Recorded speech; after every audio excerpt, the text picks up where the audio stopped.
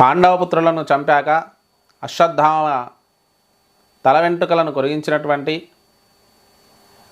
పశ్చాత్తాపంతో కొంత క్రోధాన్ని పొంది అసూయతోటి అర్జునుని కుమారుడైనటువంటి అభిమన్యుడి భార్య గర్భంలో ఉన్న ఉత్తర గర్భంలో ఉన్న శిశువును బ్రహ్మాస్త్రాన్ని ప్రయోగించి చంపాడు.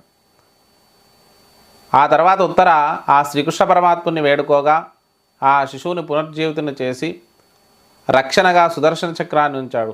గర్భంలో ఉన్న శిశువుకు శ్రీకృష్ణ పరమాత్ముడు 4 చేతులతోటి అందమైన స్వరూపంతో నీలమేఘశ్యాముడై నిరంతరం ఆ బాలుడి చుట్టూ ఒక అంగుష్ట మాత్ర ప్రమాణంతో ఉండి రక్షిస్తూ ఆ గర్భస్థంగా ఉన్న శిశువును 10 మాసాల పాటు రక్షించాడు. ఇది కదా శ్రీకృష్ణ పరమాత్ముడి యొక్క అనుగ్రహం.